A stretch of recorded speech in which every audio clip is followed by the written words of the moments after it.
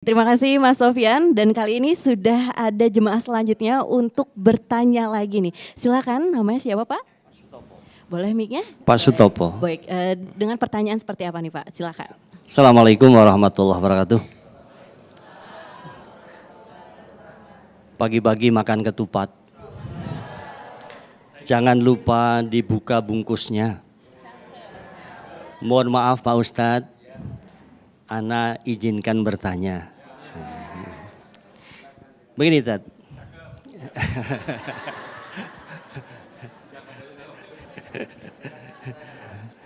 Bagi hamba Allah yang beriman dan bertakwa, begitu mudah menyadari nikmat Allah, rezeki Allah. Sehingga dia akan berbagi untuk sedekah Tad. Tapi faktanya sebagian dari kita, rezeki mengalir begitu deras. Jangankan berbagi, bersyukur pun tidak, bahkan ada yang suka mengeluh. Innal insana khuliqa halu'a. Nah, Ustadz, yang Ana mau tanyakan, apakah ini mengalir terus tapi tidak bersyukur? Apakah sudah digolongkan sebagai istidraj? Demikian saja barangkali. Assalamualaikum warahmatullahi wabarakatuh. Baik, terima kasih ya. Jadi itu apakah istidraj atau memang rezekinya gitu ya? Baik, silakan Ustadz.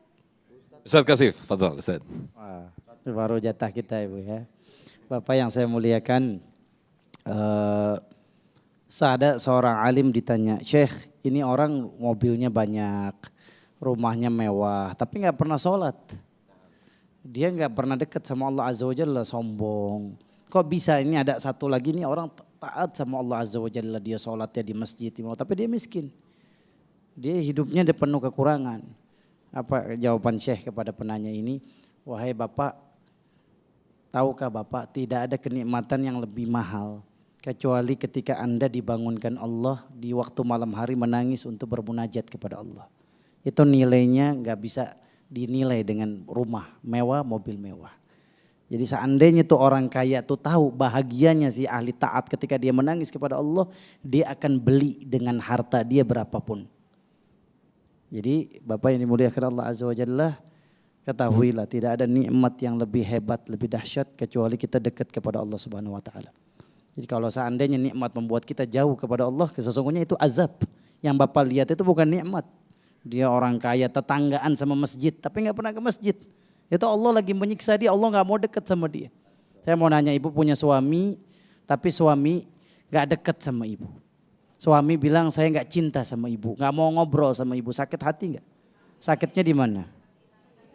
Oh, begitupun Allah kekasih kita. Allah waliyul ladzina amanu. Allah lah kekasih orang-orang beriman. Bayangkan kalau Allah udah nggak mau dekat sama dia, Allah nggak mau didatengin dalam sholat, Allah nggak mau didatengin dengan baca Quran. Ya, man arada ayatakallam billah falyaqra'il Quran. Siapa yang pengen ngobrol sama Allah baca Quran. Kita ngobrol sama Allah gampang. Siapa yang pengen Allah ngobrol sama dia baca Quran, kalau dia mau ngobrol sama Allah dia sholat, dijauhkan. Allah nggak mau dekat sama dia. Betapa mirisnya, betapa sedih kita. Ya, jadi mulia atau tidaknya seseorang bukan tergantung dari harta dia, tapi tergantung kedekatan dia kepada Allah. Maka kata Imam Ibnu Qayyim Al-Jauziyah, nikmat seandainya engkau lihat orang dapat nikmat tapi membuat dia jauh dari Allah, sesungguhnya itu azab, bukan nikmat. Baik, mungkin Ustadz Kasif bisa dikuatkan lagi apa yang tadi ditanyakan oleh jamaah kita tadi sebelumnya. Bagaimana ketika kita sedekah yang hitung-hitungan tadi Ustadz Kasif. Fadhal Ustadz. Masya Allah, ya guru saya Ustadz Abdurrahman Jailani sebenarnya tidak berbeda, cuma cara menyampaikan aja.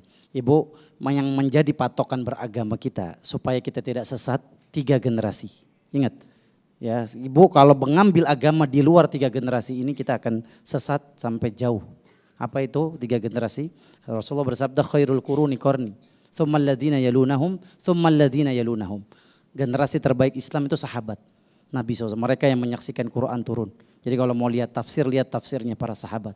Kemudian para tabi'in, anaknya sahabat. Kemudian tabi'ut tabi'in, cucunya para sahabat. 3 generasi ini. Tidak ada kita temukan literatur, kitab manapun dalam bab sedekah, ya ditulis di situ 1 dinar dibalas 10 dinar. Yang disebut oleh Allah Subhanahu wa taala al-hasanah. Ya, adapun tadi ayat yang dibacakan itu wallahu yudha'ifu liman yasha. Terakhir Allah bilang apa? Allah melipat gandakan sesuai kehendak Allah. Jadi jangan ngatur Allah Azza wa Jalla, saya kasih 10.000, nanti pasti Allah kasih 100.000.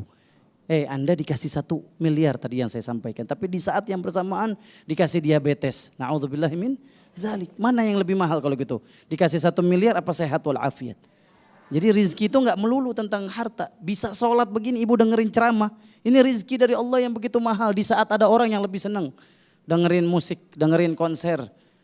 Lebih senang ke klub malam. Tapi alhamdulillah hati kita dilembutkan hadir di rumah Allah. Betapa bahagianya kita. 4 yang ibu dapatkan, apa ghasyiatumur rahmah, dapat rahmat Allah, lebih mahal dari duit, lebih mahal dari jabatan, lebih mahal dari apapun dari dunia. Ibu dapat ketenangan batin. Ibu tahu orang-orang Amerika di Philadelphia ada disebut kota zombie. Mereka stres, depresi, kenapa nggak ada Allah di hati mereka? Sampai makan narkoba jadi zombie. Nunduk badannya, lunglai, pingsan di jalanan, berserakan di jalanan di Philadelphia. Mau nggak sebelahnya Jati Asih? Jadi kita tidak ada nikmat yang lebih mahal kecuali dekat kepada Allah. Jangan selalu mengukur ibadah kita dengan kemuliaan dunia. Na'udzubillah, kita takut nanti masuk dalam Quran surat Al-Fajr. Wa ammal insanu iza mabtalahu rabbuhu fa akramahu fayaqul wa na'amahu fayaqulu rabbi akraman. Orang kalau dikasih nikmat fulus, wah Tuhan memuliakan saya. Ini cara pandang bukan orang beriman. Wa amma idza mabtalahu faqadara alaihi rizqahu fayaqulu rabbi ahanan. Kalau saya disempitin rezeki baru saya dihinakan Allah. Enggak? Ukuran kemuliaan dan kehinaan bukan dari harta. Jauh sama Allah hina berarti. Dekat sama Allah mulia dia. Baik.